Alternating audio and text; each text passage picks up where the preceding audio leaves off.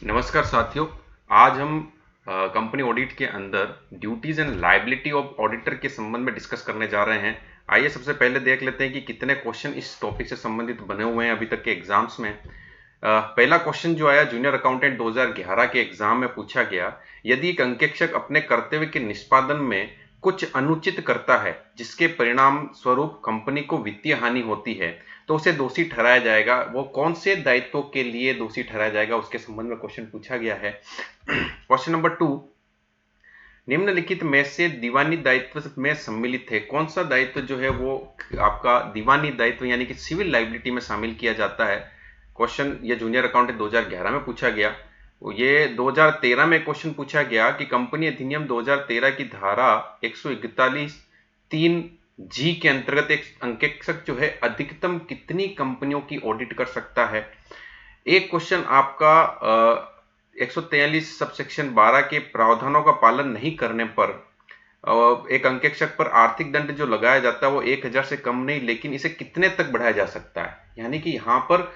जुर्माने के संबंध में क्वेश्चन भी पूछा गया है और थोड़ा सा डीप क्वेश्चन पूछा गया कि कितना आप जो है अमाउंट उसको और ज्यादा बढ़ा सकते हो। ये 2011 के एक पेपर में। और क्वेश्चन नंबर 5 जो है आपका, अंकेक्षक को कंपनी अधिनियम 2013 की धारा के अंतर्गत अंकेक्षक प्रमाणों की पालना देखनी होती है। अंकेक्षक को जो ऑडिटिंग स्टैंडर्ड बने हुए हैं उसकी पालना कहां तक हुई है उसके बारे में कौन सा स्टैंडर्ड कौन सा सेक्शन बताता है कंपनी एक्ट का, ये आपको देखना है। ये भी बड़ा डीप क्वेश्चन आपसे पूछा गया है 2013 के पेपर के अंदर। आइए सबसे पहले हम कंसेप्ट को समझते हैं और उसके बाद इन क्वेश्चंस को हम सोल्व करते हैं। सबसे पहले हम बात करें अंकेक्षक के ड्यूटीज के संबंध में। तो अंकेक्षक की जो ड्यूटीज है उसके संबंध में 143 जो सेक्शन बना हुआ है उसमें बता रखा है कि 143 सब सेक्शन 1 से लेकर 143(15) तक के आपके पेरा इसमें शामिल किए हैं। और उसमें सबसे पहला जो आपका है फर्स्ट जो उसका सेक्शन है उसमें बता रखा है कि ऑडिटर की जो इंक्वायरी होगी, अंकेक्षक जो पूछताछ करेगा वो किसके संबंध में, अंकेक्षक के संबंध में क्या पूछताछ करेगा उसके संबंध में है। देखिए सबसे पहले इन्होंने बता रखा है कि क्या कंपनी के द्वारा दिए गए ऋण तथा अग्रिम पर्याप्त तौर पर सुरक्षित या सिक्योर्ड है अथवा नहीं है, उनको जो आपने लोन एंड एडवांस दिया उनको जमाओ के रूप में प्रदर्शित किया है अथवा नहीं, और क्या व्यक्तिगत खर्चों को कहीं लाभ हानि खाते में तो नहीं लिख दिया गया है, या कोई एंट्री आपने जो की है जिसके वाउचर्स भी नहीं है वो कोई कंपनी के हितों के विरुद्ध तो नहीं है, और यदि कंपनी जो है निवेश या बैंकिंग कंपनी नहीं है तो क्या कंपनी ने अपने निवेशों को लागत मूल्य से कम पर तो नहीं बेचा, यदि कंपनी ने नकद के बदले में अंश जारी किए हैं तो क्या वास्तव में कैश प्राप्त कर लिया गया है या उसके संबंध में जो है उचित एंट्रीज वगैरह कर ली है अथवा नहीं। ये कुछ बातें जो है जो 143 सब सेक्शन 1 के अंतर्गत जो डिस्क्लोज होती है, ये अंकेक्षक जो है इंक्वायरीज के अंतर्गत आती है, वो ऑडिटिंग के अंतर्गत इंक्वायरीज के रूप में ये चेक करता है। और उसके बाद जो नेक्स्ट सेक्शन है आपका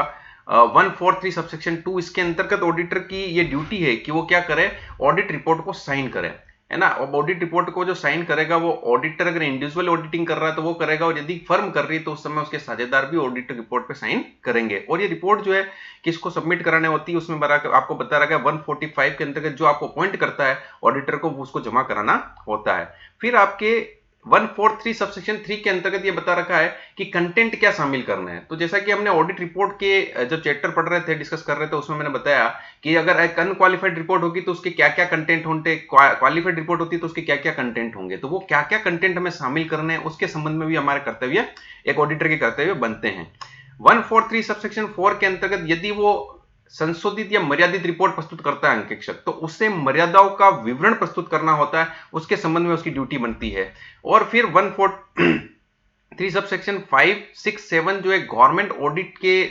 जो है उससे संबंधित है। गवर्नमेंट ऑडिट का जो नेक्स्ट हम लेक्चर डिस्कस करेंगे उसके ऊपर। और 143(8) के अंतर्गत एक ब्रांच ऑडिटर का क्या कर्तव्य बनता है उसके मेन ऑडिटर के प्रति, उसके बारे में बता रखा है कि वो ब्रांच ऑडिटर जो है अपनी रिपोर्ट जो है किसको प्रस्तुत करेगा, जो मुख्य अंकेक्षक है उसको प्रस्तुत करेगा। फिर आपका 1439, ये बड़ा इंपॉर्टेंट है क्योंकि इससे क्वेश्चन उठा हुआ है और इसमें बता रखा है कि कंपनी के अंकेक्षक का कर्तव्य है कि वह अंकेक्षक मानकों के अनुसार अंकेक्षण का निष्पादन करे, क्योंकि क्वेश्चन 2013 में पूछा गया कि अंकेक्षक जो मानक है यानी ऑडिटिंग स्टैंडर्ड्स जो हैं उनकी पालना सुनिश्चित कौन से सेक्शन में की जाएगी, वो सेक्शन आपका 143 सब सेक्शन 9, यानी ये डीप क्वेश्चन यहां से उठा हुआ है, इसलिए आपको यहां पर हर एक सेक्शन वार उसकी ड्यूटीज के बारे में हम डिस्कस कर रहे हैं। 14310 इसमें स्टैंडर्ड्स ऑन ऑडिटिंग जारी करने की प्रोसेस के बारे में बताया गया है, और 14311 के अंतर्गत केंद्र सरकार को यह शक्ति प्राप्त है कि अंकेक्षक को कुछ अतिरिक्त मामलों के संदर्भ में उसे आदेश दे सकती है कि वो अपनी रिपोर्ट में ये कुछ भी एक्स्ट्रा चीजें लिखे और उसके ऊपर एडिटिंग करे वो, और उसके लिए कारो एक्ट बनाया जो कंपनीज ऑडिट रूल ऑर्डर 2016 है। फिर आपका जो सेक्शन है 143 सब सेक्शन 12, ये बड़ा इंपॉर्टेंट सेक्शन है क्योंकि ये फ्रॉड्स के संबंध में है, और फ्रॉड के संबंध में यहां पर आपको बिल्कुल ध्यान रखना है क्योंकि एक क्वेश्चन यहां से जुर्माने के संबंध में पूछा गया है। तो सबसे पहले हमें देखना होगा कि 14312 कहता क्या है फ्रॉड के संबंध में। यदि अंकेक्षक जो है अंकेक्षण के दौरान उसको लगता है कि फ्रॉड है तो वो देखेगा कि वो कितनी राशि का है। यदि वो फ्रॉड राशि जो है 1 करोड़ या उससे कम है तो वो तत्काल आपके जो 2 दिन के भीतर संचालक मंडल या ऑडिट कमिटी को सूचना देगा। ऑडिट कमिटी जो है सेक्शन 117 के अंतर्गत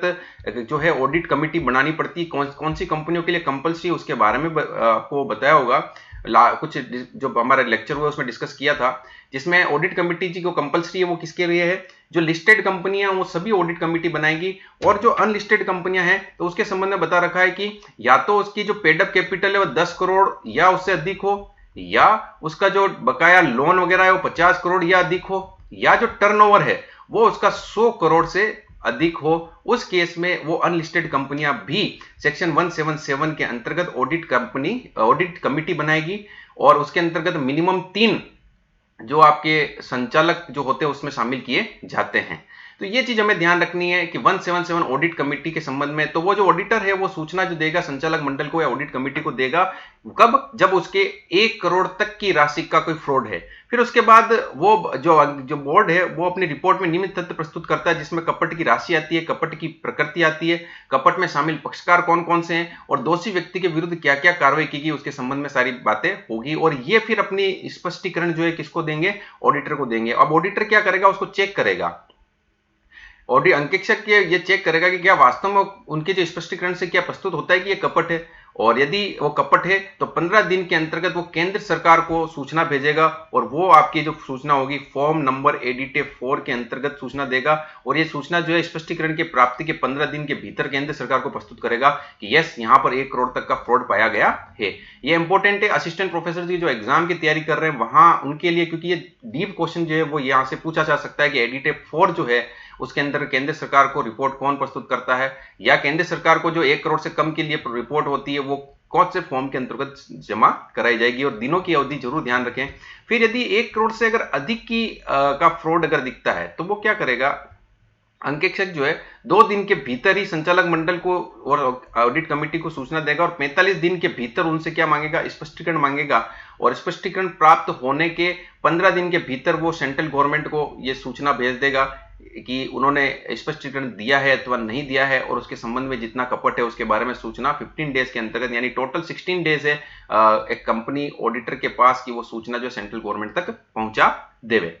और वो भी कहां पर, एडिटिव फॉर्म के अंतर्गत जो है दी जाएगी। तो यहां पर कुल मिलाकर आपको ध्यान देना होगा कि यहां पर एक तो एडिटिव फॉर्म 4 क्या है, और इसमें जो सूचना दी जाती है किसको दी जाती है और कितनी दिनों की अवधि के लिए दी जाती है, और जो फ्रॉड के संबंध में स्पष्टीकरण का मामला है वो हमें पता होना चाहिए कि कब कौन इसके बारे में कार्रवाई स्टार्ट करेगा। नेक्स्ट जो है आपका 14313 के अंदर है जिसमें अंकेक्षक सद्भावना से कार्य करता है अर्थात उसे कपट की जानकारी नहीं होती है, तो ऐसी स्थिति में कपट की सूचना नहीं देने पर अंकेक्षक को उत्तरदायी नहीं ठहराया जाएगा। ये उसका 13 के अंतर्गत सब क्लोज में दिया हुआ है। 14 के अंतर्गत ये बता रखा है कि कपट की सूचना के संबंध में सिर्फ ऑडिटर ही नहीं, जो कंपनी सेक्रेटरी है या जो कॉस्ट ऑडिटर है वो भी क्या करेगा, अपनी सूचना जो है सेंट्रल गवर्नमेंट को प्रोवाइड करेगा। और यहां पर जो 15 दिया हुआ है जहां पर दे रखा है कि यदि कपट के संबंध में कोई सूचना में त्रुटि करता है तो उसकी जो राशि है यानी जुर्माना की राशि वो 1 लाख से 25 लाख रुपए तक की है। जो एक क्वेश्चन पूछा गया वहां ये यहां से उठा हुआ क्वेश्चन है कि जो राशि वो 1 लाख मिनिमम होती है उसको कहां तक 25 लाख रुपए तक वो जो है इंक्रीज की जा सकती है। तो इस संबंध में आपको ये सारी चीजें पता होनी चाहिए। ये जो सारी ड्यूटीज थी वो ऑडिटर के संबंध में थी कि वो इंक्वायरी के संबंध में क्या करेगा, रिपोर्टिंग के संबंध में क्या करेगा, और यदि उसके कोई फ्रॉड होता है तो उसके संबंध में उसकी क्या ड्यूटी होती है, एक ब्रांच ऑडिटर की क्या ड्यूटी होती है, एक स्टैंडर्ड ऑन ऑडिटिंग के रूप में कार्य किया है अंकेक्षण उसने उस तरीके से किया प्रमापों के आधार पर, तो उसको रिपोर्टिंग कहाँ करनी होगी, और जो है ये कि भाई उसने सद्भावनापूर्वक कार्य किया, कपट का उसको पता नहीं चला, तो उसके लिए उसको उत्तरदायी नहीं ठहराया जा सकता। और इनके ऑडिटर के अलावा भी कंपनी सचिव है और जो दूसरा आपका कॉस्ट ऑडिटर है उसका भी ये ड्यूटी बनती है कि वो भी क्या करे, अगर इस प्रकार का कपट है तो वो उसको प्रेजेंट करे सेंट्रल गवर्नमेंट को, और जो ये जुर्माना है वो 1 लाख से 25 लाख तक के लिए बढ़ाया जा सकता है। ये सारी ड्यूटीज जो है ऑडिटर के संबंध में की गई है। फिर इसके अंकेक्षण के दायित्व के संबंध में क्वेश्चन बनते हैं, और यहां पर जो है अंकेक्षक की जो नियुक्ति होती है वो 2 प्रकार से होती है, हम जानते हैं। एक तो विधान के अंतर्गत हम बात करें और एक समझौते के आधार पर। यदि समझौते के आधार पर अगर हमारी कोई अंकेक्षक की नियुक्ति हुई तो उस कंडीशन में जो भी लायबिलिटीज तय करते हैं दोनों पार्टीज उसके अकॉर्डिंग होगी। परंतु यदि विधान कंपनी अधिनियम के अंतर्गत, वो विधान के अंतर्गत अगर उसकी अपॉइंटमेंट हुआ है तो उस केस में मोस्टली यहां पर 2 प्रकार के दायित्व उत्पन्न होते हैं। एक आपका दीवानी दायित्व यानी सिविल लायबिलिटी होती है, और दूसरा होता है क्रिमिनल लायबिलिटी। जो सिविल लायबिलिटी होती है उसमें जुर्माना की राशि देनी होती है दोषी पक्षकार को, और जो क्रिमिनल लायबिलिटी होती है उसमें जुर्माना और सजा दोनों हो सकती है। आइए सबसे पहले हम बात करें दीवानी दायित्व की। दीवानी दायित्व के प्रति अंकेक्षक का क्या कर्तव्य होता है उसके बारे में बात करें तो अंकेक्षक का कर्तव्य नियोक्ता के प्रति होता है और तीसरे पक्षकार के प्रति होता है। यानी जो कंपनी जो अंकेक्षक को नियुक्त करता है उसके प्रति भी उसके कर्तव्य होते हैं, और थर्ड पार्टी के संबंध में भी उसके कर्तव्य होते हैं। तो आइए बात करें सबसे पहले नियोक्ता के प्रति। नियोक्ता के प्रति वो किसके लिए जवाबदारी है? यदि लापरवाही के लिए दायित्व बनता है उसका, और कर्तव्य भंग के संबंध में दायित्व बनता है, और कंपनी विधान 2013 के अंतर्गत जो है उसके अंतर्गत दायित्व बनता है। अब बात आती है लापरवाही के संबंध में क्या दायित्व बनते हैं। देखिए इसमें यह होता है कि अंकेक्षक का उस नियोक्ता के प्रति कोई कर्तव्य था और उसने उस कर्तव्य को उचित सावधानी और चातुर्यता के साथ पूरा नहीं किया, उस कारण से उस नियोक्ता को हानि हुई। अब इस केस में उसको हानि के लिए दोषी ठहराया जा सकता है और उससे जुर्माना की राशि वसूल की जा सकती है। परंतु यदि यहां पर एक चीज ध्यान रखनी है कि लापरवाही के बिना अगर हानि होती है तो उस केस में अंकेक्षक को जो है दोषी नहीं ठहराया जाएगा, और यदि हानि हुई है परंतु उसमें लापरवाही कहीं नहीं थी तो उस केस में भी उसको जो है दोषी नहीं ठहराया जा सकता है। इसके संबंध में जो किंगस्टन कॉटन मिल्स का एक केस है जो 1896 के अंतर्गत आया था वो बड़ा फेमस है, जिसमें क्या हुआ कि अंकेक्षक ने जो है जो मैनेजर है जिसने मैनेजर ने क्या किया, कंपनी के जो स्टॉक है उनको कृत्रिम रूप से उसकी वैल्यू को बढ़ा रखी थी, और अंकेक्षक ने उस मैनेजर से उस स्टॉक के संबंध में सर्टिफिकेट प्राप्त कर लिया, और उससे क्या हुआ कि जो स्टॉक की जो वैल्यू बढ़ा रखी थी, ओवर वैल्यूड कर रखा था, उससे प्रॉफिट बढ़ा और प्रॉफिट का बढ़ने से डिविडेंड का भुगतान हो गया। तो इस केस में क्या हुआ कि अंकेक्षक ने उचित चातुर्यता से क्या कार्य किया, उसने मैनेजर से सर्टिफिकेट प्राप्त कर लिया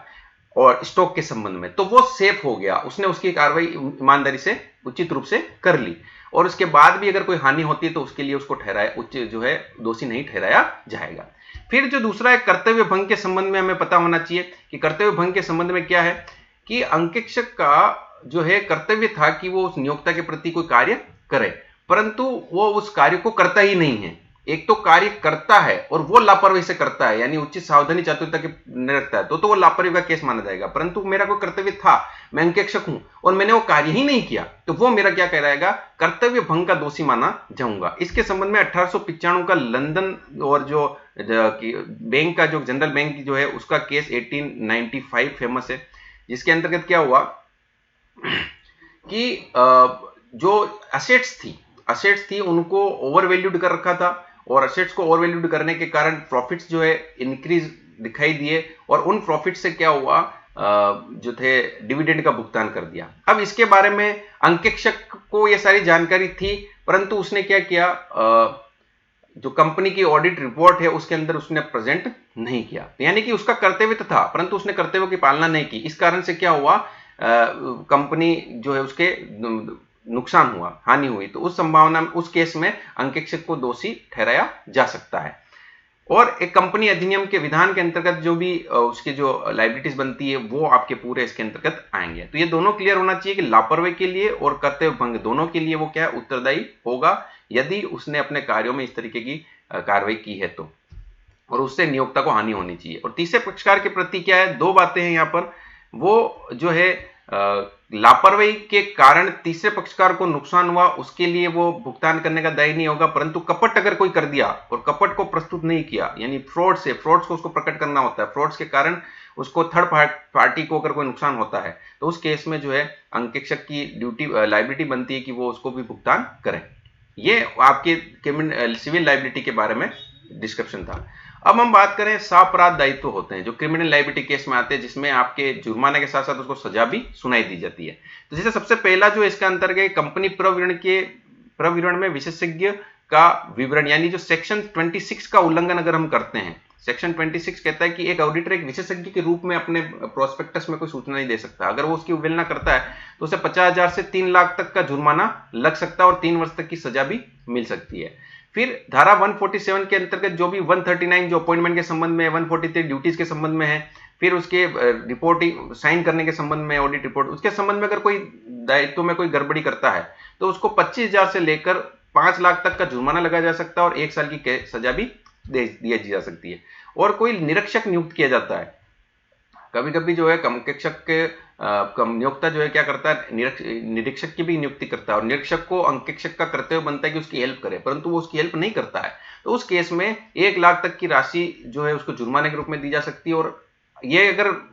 जो है वो हेल्पिंग वो जो है वो जारी रखता है दोष, तो उसको प्रथम दिश छोड़ने के बाद 1000 पर डे के हिसाब से भी उसके ऊपर जो है चार्ज किया जाता है। अब जो है कि खातों में जालसाजी करने पर, खातों में जालसाजी करता है तो उसके संबंध में 1 लाख से 3 लाख तक का जुर्माना है और 3 से 5 साल तक की उसकी सजा है। फिर वो रिपोर्ट में हो, प्रविवरण में हो और विनियोग करने के संबंध में, रिपोर्ट और प्रविवरण के अंतर्गत मिथ्या वर्णन प्रस्तुत करता है या किसी व्यक्ति को विनियोग इस कंपनी में पैसा लगाने के लिए मोटिवेट करता है, तो ये तीनों ही जो है 447 के अंतर्गत जो है सेक्शन 447 के अंतर्गत आते हैं। और उसके अंतर्गत बता रखा है कि यहां पर जो है जितना भी फ्रॉड होता है उतना अमाउंट, और उस फ्रॉड के अमाउंट को लगभग 3 टाइम्स बढ़ा दिया जा सकता है और उनकी जो सजा है वो 6 महीने से 10 साल तक की सजा भी दी जा सकती है। और झूठी गवाही देने पर 10 लाख रुपए तक का जुर्माना लगाया जाएगा और 3 साल से 7 साल तक की सजा दी जाएगी। तो ये आपको थोड़ा सा ब्रीफ पता होना चाहिए, कोई क्वेश्चन हो सकता है इसमें से भी उठे कि सेक्शन 447 के अंतर्गत उल्लंघन करने पर उसको कितना जुर्माना दिया जा सकता है।